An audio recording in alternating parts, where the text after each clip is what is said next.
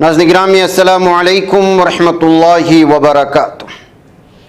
सीधी बात के ताज़ा तरीन आज की बात ख़ास बात में आप लोगों का इस्तक़बाल है। नाज़रीन गिरामी में अंसार अज़ीज़ नदवी इस वक्त दिन भर से आई हुई कुछ अहम तरीन ख़बरों की तफसीलात लेकर आप लोगों की खिदमत में हाजिर हूँ। तफसीलात में जाने से पहले आप लोगों को इत्तला कर दूँ कि आज का एक प्राइम टाइम शाये हुआ है जिसमें अहम तरीन ख़बरों पर तबसरा हुआ है। जिन अहबाब ने नहीं देखा जाकर के देखें। इसके अलावा मुश्तरका कुर्बानी का ऐलान भी हो चुका है। जिन अहबाब को हिस्सा लेना है वो फौरी तौर पर अपने नाम दर्ज करवाएं।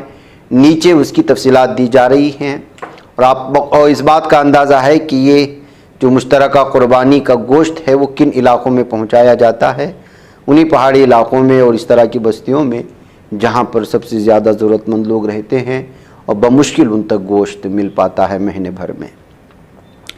आइए पहली खबर की जानिब बढ़ते हैं। दिल्ली वाक़े मल्लिकार्जुन खड़गे की रिहाइशगाह पर जारी इंडिया ब्लॉक की मीटिंग ख़त्म हो गई है। मीटिंग के बाद मुश्तरका प्रेस कॉन्फ्रेंस में कांग्रेस सदर खड़गे ने कहा कि मीटिंग में अज़्म ज़ाहिर किया गया कि तानाशाही के खिलाफ जंग जारी रहेगी।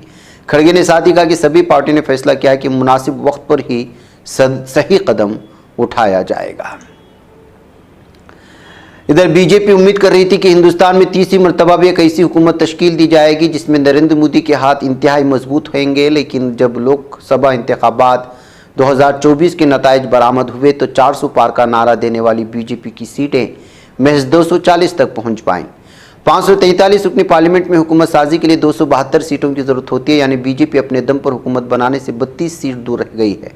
लेकिन क्या आपको मालूम है कि सीटों की तादाद 233 हो सकती थी, क्योंकि 7 ऐसी सीटें हैं जहां बीजेपी ने 5000 से भी कम वोटों से फतह हासिल की। सबसे ज़्यादा मायूसी बीजेपी को उत्तर प्रदेश से हासिल हुई। 80 सीटों वाली इस रियासत में बीजेपी को महज 33 सीटें मिली। यहाँ समाजवादी पार्टी 37 सीटों के साथ सबसे बड़ी पार्टी बनी। कांग्रेस उत्तर प्रदेश में तीसरे नंबर की पार्टी रही, जिसे 6 सीटों पर कामयाबी हुई।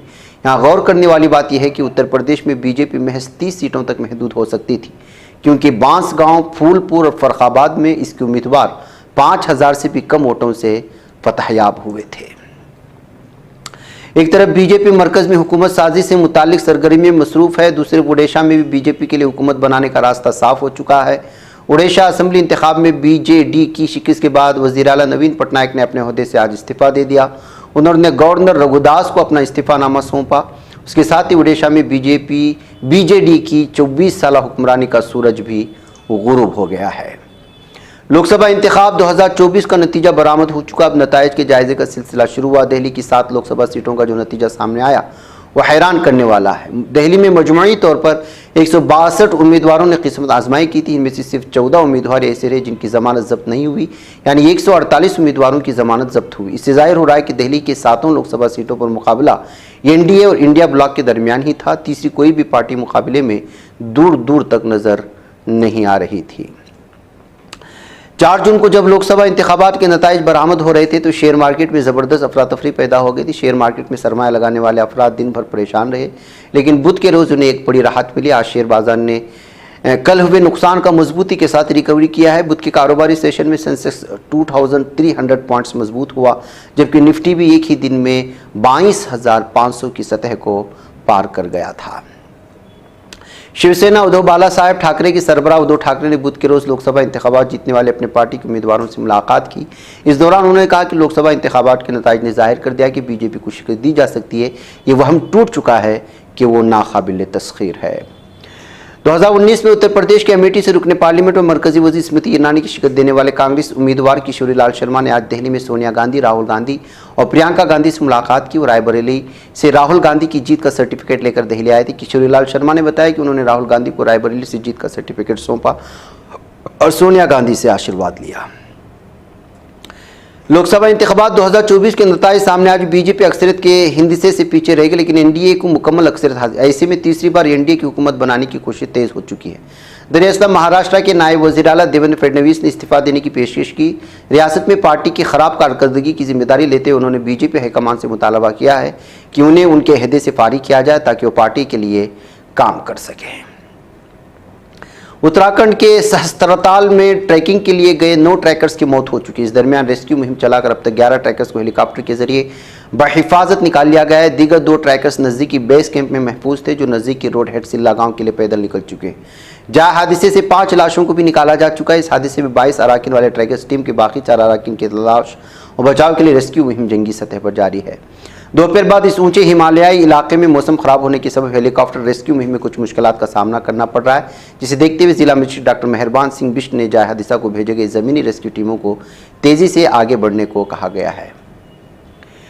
आम आदमी पार्टी के रहनुमा राज्यसभा के पार्लियामेंट संदीप पाठक ने इंतखाबी नताइज में कहा कि इस बार बीजेपी को पिछली बार के मुकाबले 63 सीटें कम मिले, वो अक्सरियत हासिल करने में भी कामयाब नहीं हो पाए, जबकि इंडिया अलायंस के कई वज़रा आला के जेल में होने के बावजूद इंडिया अलायंस ने नामसाइद हालात में भी अच्छी कारकर्दगी का मुजाहरा किया।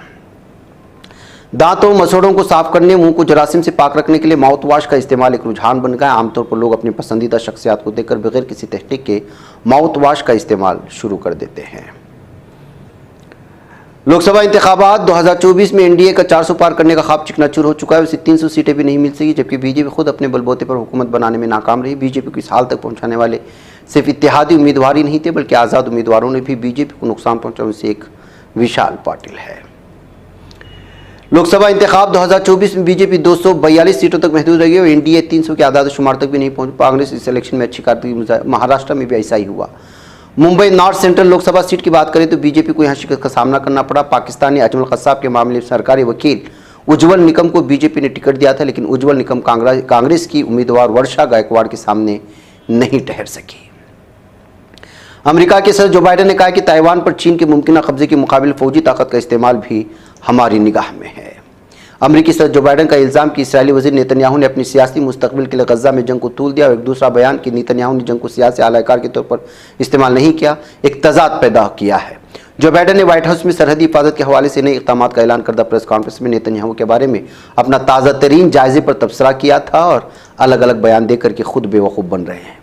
व्हाइट हाउस के कौमी सलामती के मुशीर जेक सिल्वान ने कहा कि वाशिंगटन को अभी भी अमेरिकी सदर जो बाइडेन की तरफ से इसराइल की जंगबंदी की तजवीज़ पर हमास के जवाब का इंतजार है। अमेरिकी वज़ीर ख़ारिजा एंटोनी ब्लिंकन ने अक़वाम मुत्तहिदा के सेक्रेटरी जनरल एंटोनियो गुटेरेस से बातचीत में गज़ा में फौरी जंगबंदी और इंसानी इमदाद की फराहमी की अहमियत को उजागर किया है। जनूबी अफ्रीका में इख्तितामुल हफ्ता से अब तक जारी तूफान के बायस जानी नुकसान 19 तक पहुंच चुका है। मुल्क की सरकारी टेलीविजन SABC की खबर के मुताबिक मशरक़ी सूबे के शहर दरबान के गर्दनवाह को मुतासिर करने वाले तूफान में एक बच्चा समेत 10 अफराद जान की बाजी हार गए। अमेरिका के बेरूत सिफारतखाने पर मुसल्लह हमला किया गया है। लबनान फौज ने सोशल मीडिया पेज से जारी करदा बयान में कहा है कि अमेरिका सिफारतखाने पर फायरिंग करने वाला शख्स शामियुल अस्ल है। शिमाली कोरिया का बहरी जहाज मुल्क के जनूबी सरहदी इलाके के खुले पानी में डूब गया और तकरीबन 90 अफराद हलाक हुए हैं। जनूबी कोरिया की टीवी चूसन के मुताबिक हादसा गुज़श्ते महीने पेश आया और बहरी जहाज सलाहियत से ज़्यादा बोझ की वजह से समंदर बुर्द हुआ था। 7 अक्टूबर से गजा की पट्टी पर जालिम दहशतगर्द सहनी दरिंदों इसराइली फौज के हमलों में जान की बाजी हारने वालों की तादाद 36,586 को पहुंच चुकी है। राफा और गजा में इसराइल के हमलों के बरखिलाफ इस्तांबुल के आया सूफिया स्क्वायर में से स्टॉप के नारे से एहतिजाजी मुजाहिर किया गया। नौजवानों ने नमाज मगरिब आया सूफिया जामिया मस्जिद कबीरा में अदा की और फिर चौक में इकट्ठे हुए। इसराइल मुसलमानों के क़िबला अव्वल मस्जिद अल-अक़सा के हवाले से अपनी इश्तियाल अंगेज़ी जारी रखे हुए है और ये जालिम दहशतगर्द सहनी इसराइली गासिबों ने पुलिस के हमरा एक बार फिर मस्जिद अल-अक़सा पर धावा बोलते हुए उसकी तौहीन करने की कोशिश की। तहरीक हमास सियासी ब्यूरो के रुकन उसामा अल-हमदान ने कहा कि जब तक इसराइल गजा पर हमले मुकम्मल बंद नहीं करता और इलाके से इनक़िला नहीं करता उसके साथ कोई भी समझौता नहीं किया जाएगा। नाज़रीन में आज की बात खास बात में इतना। इंशाल्लाह फिर आप लोगों से मुलाकात होगी। मुझे इजाज़त दें। अस्सलामु अलैकुम रहमतुल्लाहि व बरकातुहू। ये चैनल हक निगर बन कर कुचल देता है फितनों को, अगर गंदी हो पॉलिसी तो मरते देख कितनों को।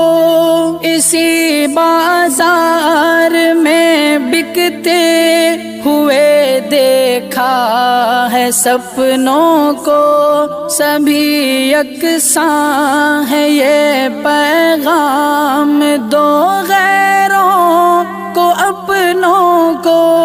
वतन अहले वतन का है गुले बेखार सीधी बात।